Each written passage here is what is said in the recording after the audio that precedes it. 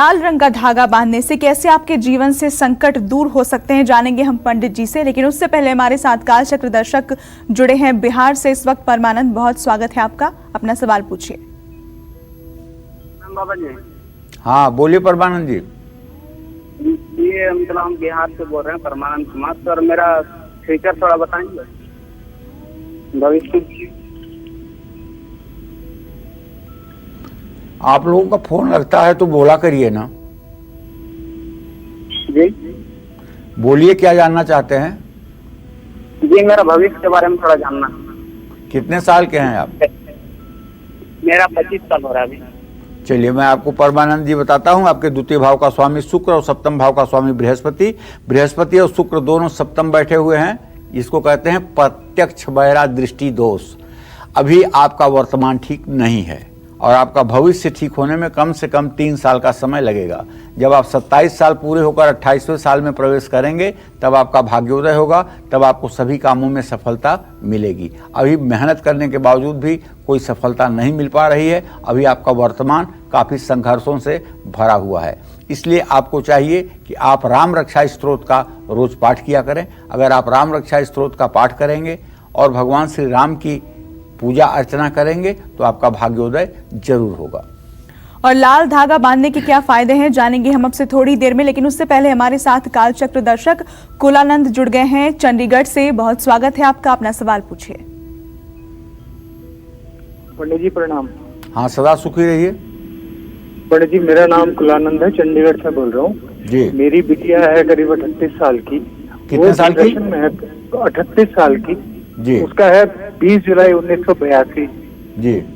और वो डिप्रेशन में है पिछले 15-16 साल से। अभी तक उबर नहीं पाई है, डिप्रेशन में है। समझ रहा हूँ। और देखिए, दूसरा विवाहित है, बेटा भी विवाहित है। बेटा है करीब 40 साल का। दोनों में संतान सुख नहीं मिला अभी तक। देखिए, आपके बेटी के इलाज के बारे में तो विश्वास के साथ कह सकता हूं कि हमारे सनातन धर्म में डिप्रेशन से निकालने का एकदम अचूक और गारंटी वाला उपाय है। आप चाहे दवाइयां जितनी करके थक चुके हों मुझे नहीं पता, लेकिन मैं आपसे बता रहा हूं, सिर्फ और सिर्फ आप अपने घर में एक मंगलवार के दिन तांबे का हवन कुंड ले आइए और आम की लकड़ियाँ, 4 बड़ा चम्मच देसी घी गाय का, 1 चम्मच शहद और 1 चम्मच चीनी, ये चांदी की कटोरी में चांदी के चम्मच से मिला करके और गायत्री मंत्र बोलते हुए सुबह 108 आहुति हवन करवाना शुरू करिए अपनी बेटी से। अशुद्धि के समय ना करें और नित्य 108 आहुति हवन करें। हवन करने के बाद पूजा स्थान में खड़ी होकर दोनों हाथ ऊपर उठा करके गायत्री मंत्र हंसते हुए 24 बार बोलें। ओम भूर्भुवः स्वः तत्सवितुर्वरेण्यं भर्गो देवस्य धीमहि धियो जो नः प्रचोदयात्। 24 बार। हाथ में चाहे जितना करंट लगे, ऐसा महसूस होगा उन्हें कि जैसे हाथ में करंट लग रहा है। हाथ बेचैन होंगे, नीचे करने की इच्छा होगी, लेकिन अगर नीचे कर भी लें तो फिर हाथ ऊपर करें। ये उपाय आप करवाइए और 24 दिनों के बाद आप हमारे ईमेल के पते पर भी लिख करके भेज सकते हैं और बता सकते हैं कि क्या आपको लाभ मिला।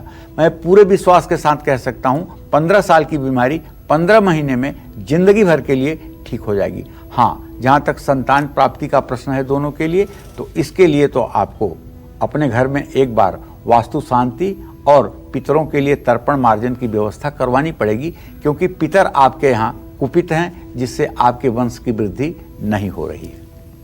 और चलिए चर्चा को आगे बढ़ाते हैं। ऐसा कौन सा धागा है जो अदृश्य शक्तियों को आपके घर में और आपके जीवन में प्रवेश करने से रोकता है, आपको देवी देवताओं की कृपा दिलाता है और तिजोरी को पैसों से भर सकता है? आइए जानते हैं पंडित जी से।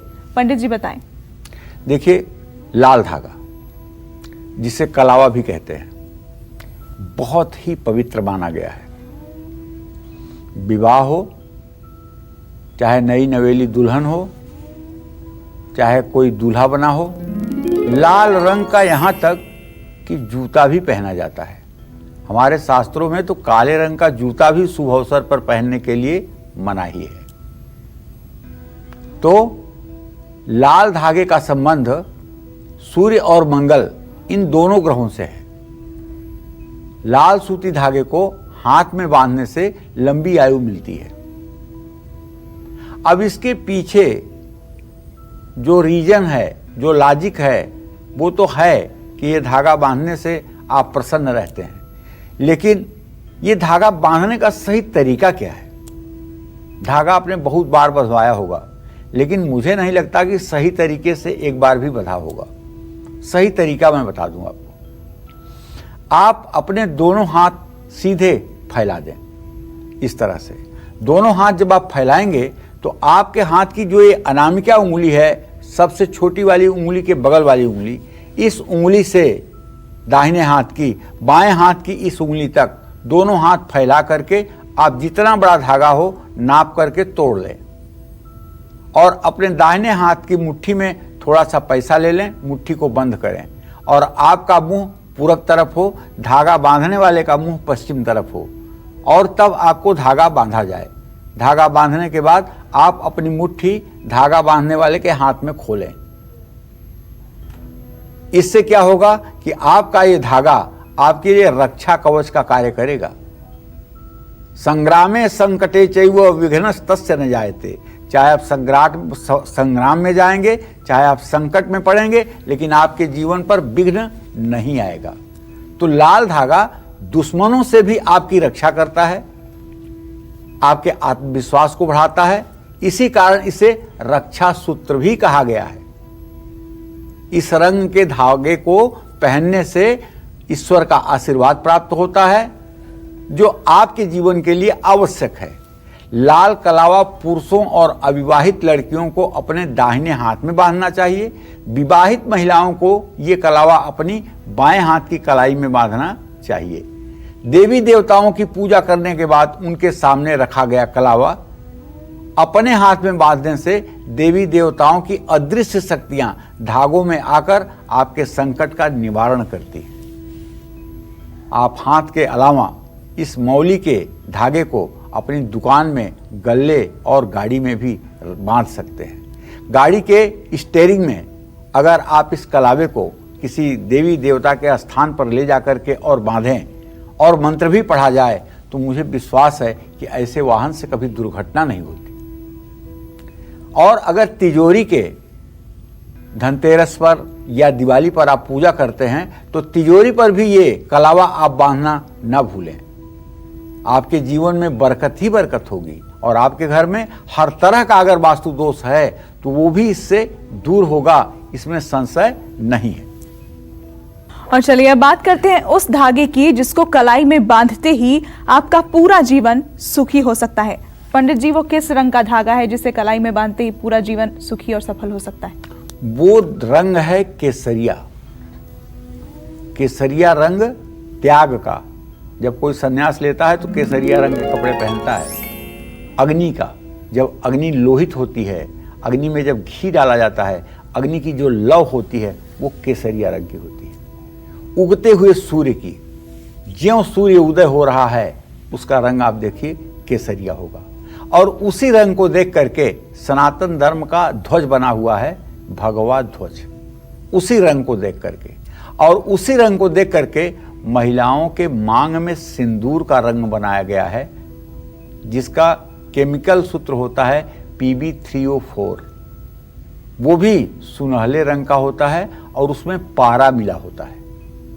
तो भाई ये केसरिया रंग मोक्ष का प्रतीक है, मुक्ति का प्रतीक है। और ये रंग सूर्य से संबंधित है और अति पवित्र है। मान, सम्मान, पराक्रम और समृद्धि पाने के लिए आपको अपनी कलाई में केसरिया रंग का धागा जरूर बंधवाना चाहिए। केसरिया धागा व्यक्ति के मन में आध्यात्मिक भावनाओं की वृद्धि करता है और व्यक्ति सफलता के लिए अनुचित मार्गों का उपयोग नहीं करता है। और जो व्यक्ति हर समय केसरिया धागा धारण करके रखते हैं, केसरिया रंग में रंगे हुए जनेऊ को पहनते हैं, केसरिया रंग का धागा गले में पहनते हैं, ऐसे लोग नैतिकता के साथ जीवन जीते हैं और ऐसे लोग उच्च आदर्शों पर चल करके अपने जीवन की मिसाल कायम करते हैं। तो निसंदेह अगर जब भी संयोग हो तो आप भी केसरिया रंग का धागा अपने हाथों में धारण कर सकते हैं तो उत्तम होगा। नमस्कार, मैं हूं मानक गुप्ता।